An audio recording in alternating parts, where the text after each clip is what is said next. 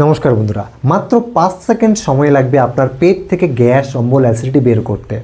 সেটা কিভাবে সম্ভব জানতে হলে ভিডিওটি সম্পূর্ণ দেখুন এবং এই ভিডিওর মাধ্যমে যেগুলো বলা হবে, যেসব ঘরোয়া পদ্ধতি বা হোম রেমেডিস করতে বলা হবে সেগুলো স্ট্রিক্টলি ফলো করবেন। দীর্ঘবিশ্বাস এর মাধ্যমে আপনি যদি ক্রনিক থেকে ক্রনিক গ্যাস, অম্বল, অ্যাসিডিটির সমস্যা থাকে, দীর্ঘদিন থেকে আপনি এই সমস্যায় ভুগছেন এবং বিভিন্ন রকম গ্যাসের মেডিসিন ক্যাপসুল খেতে হচ্ছে, অনেক রকম লিকুইড খাবার খেতে হচ্ছে, অনেক রকম লিকুইড মেডিসিন ইনটেক করতে হচ্ছে, তাহলে কিন্তু আজকের এই ভিডিওটি আপনার জন্য হাইলি রিকমেন্ডেড। তাই চলুন কথা না বাইরে ডাইরেক্ট পয়েন্টে কথা বলি। আর হ্যাঁ, আমি শক্তিশীল, একজন সার্টিফাইড ক্লিনিক্যাল ডায়েটিশিয়ান, কথা বলছি দার্জিলিং ডিস্ট্রিক্ট থেকে। আর আপনি যদি এমপিএস হেলদি ওয়ার্ল্ড এই চ্যানেলে প্রথম ভিজিট করেছেন তাহলে রিকোয়েস্ট করব চ্যানেলটি অবশ্যই সাবস্ক্রাইব করে রাখুন এবং ভিডিওটিতে একটি লাইক দিয়ে রাখুন। তাই চলুন এবার ডাইরেক্ট পয়েন্টে কথা বলি। প্রথমে আমরা কথা বলবো গ্যাস, অম্বল, অ্যাসিডিটি এগুলো হওয়ার কারণ কি, কেন হচ্ছে।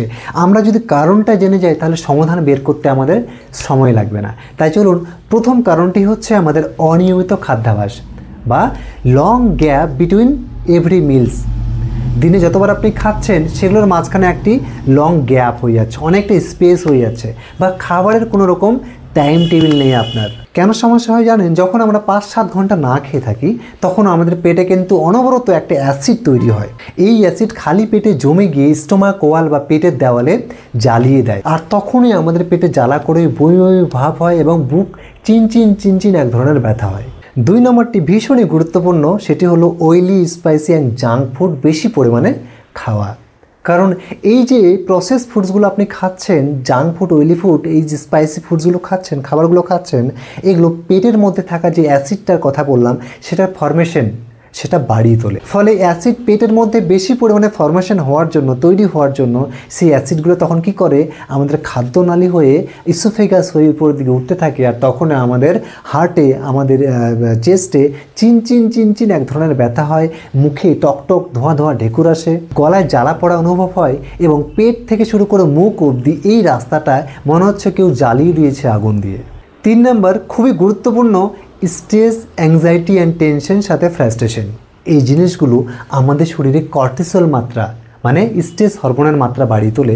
এই স্ট্রেস হরমোনের ফলে আমাদের পেটের মধ্যে অ্যাসিড ফরমেশন একদম দ্বিগুণ গতিতে শুরু হয়ে যায়, আর তখনই আমাদের আর খিদে লাগে না, পেটে ভারী লাগে, মাথা ব্যথা করে এবং অ্যাসিড আর রিলিজ হয় না। 4 নম্বরটি খুবই গুরুত্বপূর্ণ, আমার মনে হয় এটা প্রত্যেকটি বাড়িতে এই বদ অভ্যেস বা একটা ব্যাড হ্যাবিট রয়েছে, সেটি হচ্ছে লেট নাইট ডিনার, অনেক রাত্রিতে রাতের খাবার খাওয়া।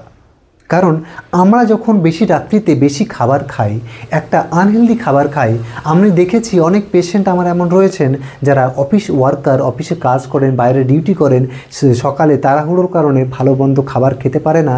যখন তারা অফিস থেকে বাড়িতে ফেরেন তখন ভালো মন্দ মাছ, মাংস, ননভেজ এই টাইপের খাবার খান। কেন? কারণ তখন তাদের হাতে অনেক টাইম থাকে খাবার বানিয়ে সেটাকে খাবার, এবং এই যে একটা আনহেলদি খাবার বা ভারী খাবার তখন আমাদের শরীর সেটাকে ডাইজেস্ট করতে পারে না। কেন পারে না? কারণ আমাদের শরীর রাতে মেটাবলিজম খুব স্লো থাকে, এবং মেটাবলিজম স্লো মানে আপনার হজম প্রক্রিয়া আরও দুর্বল থাকবে, আর দুর্বল মানেই আপনার শরীরের খাবারগুলো প্রপারলি ডাইজেস্ট হবে না, এবং সেখান থেকে আপনার শরীরে টক্সিন তৈরি হবে, এবং সেখান থেকেই আপনার পেটে জ্বালা করবে, পেট ব্যথা করবে, সেখান থেকে আপনার গ্যাস, অম্বল, অ্যাসিডিটি ফরমেশন প্রায় দ্বিগুণ হারে বেড়ে যাবে। তাই আপনার মধ্যেও যদি এই বদঅভ্যাস বা লেট নাইট ডিনার করার হ্যাবিট রয়েছে, তাই রিকোয়েস্ট করব আপনি এটা অবশ্যই এগিয়ে নিয়ে আসার চেষ্টা করুন। আর রাতের খাবারটা max to max 7 to 8 PM, 7টা থেকে 8টার মধ্যে কমপ্লিট করার চেষ্টা করুন। আর রাতের খাবারে কখনোই ননভেজ খাবার তো খাবেনই না, বেশি তেল মশলাযুক্ত খাবার না খাওয়াই ভালো যদি আপনি এই গ্যাস, অম্বল, অ্যাসিডিটি, বুক জ্বালা পড়ার সমস্যায় ভুগছেন। এবং সর্বশেষ 5 নম্বর সব থেকে গুরুত্বপূর্ণ, রং লাইফস্টাইল হ্যাবিটস।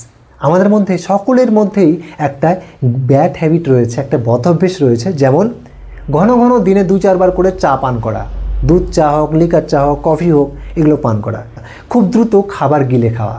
আমরা যখন অফিসে বেরোই, কোনো কাজে বেরোবো, কোনো ডিউটিতে বেরোবো, তখন তাড়াহুড়োর কারণে নাকে মুখে ভাত ফেলে খাবার দিয়ে আমরা বেরিয়ে যাই। এর ফলে কি হয়?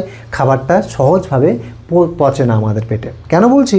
যখন আমরা খাবারটা চিবিয়ে খাবো তখন আমাদের এই যে দু সাইডে যে লালা গ্রন্থি বা স্যালাইভা গ্ল্যান্ড রয়েছে, এখান থেকে যে স্যালাইভা বের হয়, যে স্যালাইভা খাবারের সাথে মিলে গিয়ে পেটে গিয়ে এই পেটের মধ্যে থাকা যে হাইড্রোক্লোরিক অ্যাসিড বা HCl রয়েছে এই এবং অন্যান্য এনজাইম সব কিছু মিলে গিয়ে আমাদের খাবারটা ডাইজেস্ট করে।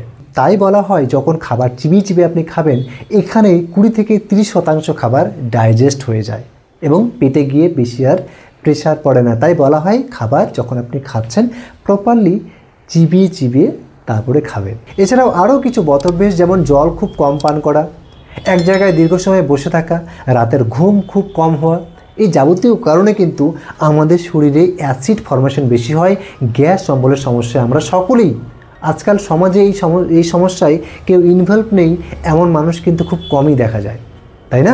প্রত্যেকটি বাড়িতে বাড়িতে এই সমস্যাগুলো রয়েছে, আমরা জানি যে কেন হচ্ছে, তারপরেও আমরা বাজার থেকে গাদা গাদা মেডিসিন ক্যাপসুল কিনে খাচ্ছি, যেগুলোর সাইড এফেক্ট যদি আপনি একবার জেনে যান যেগুলো থেকে আপনার শরীরে কী তৈরি হচ্ছে বা কী হচ্ছে, তাহলে আপনি ভয়েও আর কখনো সেই গ্যাসের ট্যাবলেট বা ক্যাপসুল খাওয়ার কথা মাথায় নিয়ে আসবেন না, খাওয়া তো দূরের কথা।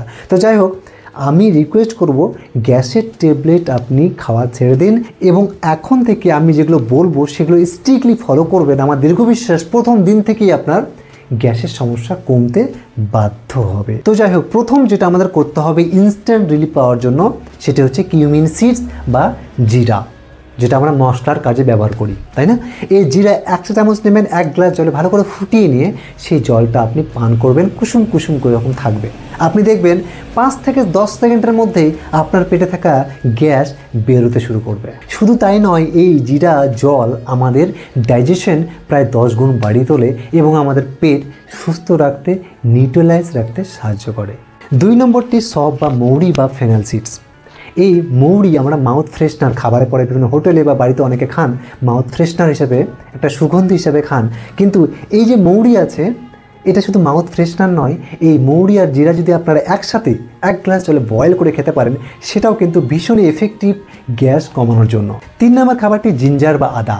এই জিঞ্জার বা আদা পেটের মধ্যে মেটাবলিজম, আমাদের হজম প্রক্রিয়া প্রায় 50 গুণ বাড়িয়ে তোলে এবং পেটের মধ্যে অ্যাসিড রিফ্লাক্স কমায় এবং আমাদের হজম প্রক্রিয়া আরও দ্রুত বাড়িয়ে তোলে। তাই আপনি যদি এই সমস্যায় ভুগছেন, তাহলে 1 টুকরো আদা নেবেন এবং সাথে ব্ল্যাক সল্ট সামান্য পরিমাণে 1 পিঞ্চ পরিমাণে মিলিয়ে সেটা চিবিয়ে সাথে সাথে আপনি 1 গ্লাস কুসুম গরম জল খাবেন, পান করবেন, দেখবেন আপনার পেট ফুলে থাকা, পেটে ব্যথা হওয়া, চিনচির করা, গ্যাস অম্বল, অ্যাসিডিটি যাবতীয় সমস্যা থেকে কিন্তু এই আদা খুব সুন্দর রিলিফ দেয়। এই যে 2-3টি হোম রেমেডিস বা ঘরোয়া সমাধান নিয়ে কথা বললাম, এগুলো তো আপনারা ফলো করবেনই ইনস্ট্যান্ট রিলিফ পাওয়ার জন্য, বাট আপনারা যেটা ফলো করবেন আজকে থেকেই গ্যাস অম্বল, অ্যাসিডিটি, বুক জ্বালা পড়া, কোষ্ঠকাঠিন্য যাবতীয় সমস্যার জন্য, মানে পেট রিলেটেড যে কোনো সমস্যার জন্য এখন যেগুলো বলবো সেটা আপনি অবশ্যই বানিয়ে নিন আর আজকে থেকেই ফলো করার চেষ্টা করুন। এই জন্য আমাদের 5-7টি জিনিস দরকার পড়বে। প্রথম নাম্বার জিরা, 25 গ্রাম জিরা নিন, 25 গ্রাম মৌরি নিন, 25 গ্রাম আজওয়াইন নিন এবং 25 গ্রাম মেথি নিন। 25 গ্রাম জিরা, 25 গ্রাম মৌরি, 25 গ্রাম আজওয়াইন, 25 গ্রাম মেথি, এই 4টা উপাদান নিন। এই 4টা একত্রে ভালো করে লোহার কড়াইয়ে রোস্ট করুন, যেমনি করে আপনারা দেখতে পাচ্ছেন। রোস্ট করার পরে এটাকে পাউডার বানিয়ে নিন এবং সাথে 1 চিমটি খানেক, মানে আপনি যদি 25 গ্রাম অনুপাতে নিচ্ছেন প্রত্যেকটা উপাদান, তাহলে আপনি নেবেন 2 থেকে 3 গ্রামের মতো হিং এবং 5 থেকে 10 গ্রামের মতো আপনি নেবেন লবণ, মানে ব্ল্যাক সল্ট, সন্দক লবণ বা পিঙ্ক সল্ট যেটাকে বলা হয়, এগুলো আপনি নেবেন এবং এই কয়েকটি উপাদান একত্রে পাউডার বানিয়ে ভালো একটা এয়ারটাইট কন্টেনারের মধ্যে রেখে দেবেন এবং খাবার খাওয়ার মিনিমাম 30 মিনিট পূর্বে 1 গ্লাস কুসুম গরম জলের সাথে 1 চা চামচ, মানে 5 থেকে 7 গ্রাম ভালো করে মিলিয়ে এটা আপনি পান করবেন। তার আধ ঘন্টা পরে আপনি খাবার খাবেন। ওকে, এটা দিনে 2 বার করবেন এবং রাতে ঘুমোতে যাওয়ার পূর্বে আপনি যদি মনে করেন এটাও পান করতে পারেন, আর নইলে ঘুমোতে যাওয়ার পূর্বে ইসাবগুল যে বলা হয়, সেই ইসাবগুলের ভুসি আপনি 1/2 চা চামচ নেবেন, 1 গ্লাস কুসুম গরম জলের সাথে ভালো করে মিলিয়ে সেটার সাথে সাথেই পান করবেন 1 থেকে 2 মিনিটের মধ্যে। আশা করব এই ভিডিওর মধ্যে দেওয়া যাবতীয় তথ্যগুলো যদি আপনি ভালো করে ফলো করেন, তাহলে কিন্তু খুব সুন্দর আপনি সমাধান পেতে পারেন এবং কিছু হেলদি হ্যাবিটস আপনাকে রাখতে হবে। শুধু এগুলো করলেই হবে না, যেমন মিনিমাম দিনে 2 থেকে 3 লিটার জল পান করতে হবে, রাতে ঘুমটা যেন ডিপ হয়, গভীর ঘুম হয় সেদিকে নজর রাখতে হবে, এক জায়গায় দীর্ঘ সময় বসে থাকা চলবে না, দিনে 3-4 বার করে চা পান করা চলবে না, দুধ চা পান করা চলবে না, কফি বেশি মাত্রায় পান করা চলবে না, বেশি spice food, junk food, process food, এইসব প্যাকেট জাতীয় ফুড, বেশি ঝাল মশলাযুক্ত খাবার দাবার সুগার এগুলো থেকে আপনাকে দূরে থাকতে হবে। প্রত্যেক দিন একটা হেলদি লাইফস্টাইল লিড করার জন্য আপনাকে মিনিমাম 20 থেকে 30 মিনিট একটু হাঁটাচলা করতে হবে। এই যে কিছু একটা হ্যাবিটস রয়েছে, গ্যাস্ট্রাইটিসের সমস্যা এটা তো কোনো ডিজিজ না, এটা একটা লাইফস্টাইল ডিসঅর্ডার ডিজিজ। মানে লাইফস্টাইল যদি আপনি ঠিক করেন তাহলে এখান থেকে বেরিয়ে আসতে পারবেন, সিধা হিসাব। এর জন্য আপনাকে কেন মেডিসিন খেতে হবে, কেন ক্যাপসুল খেতে হবে? আমি যেমনভাবে বললাম এগুলো ফলো করুন, দীর্ঘ বিশ্বাস আমার আপনার পেটের মধ্যে গ্যাস, অম্বল, অ্যাসিডিটি যাবতীয় সমস্যা থেকে আপনি ইনস্ট্যান্ট রিলিফ পেতে পারেন।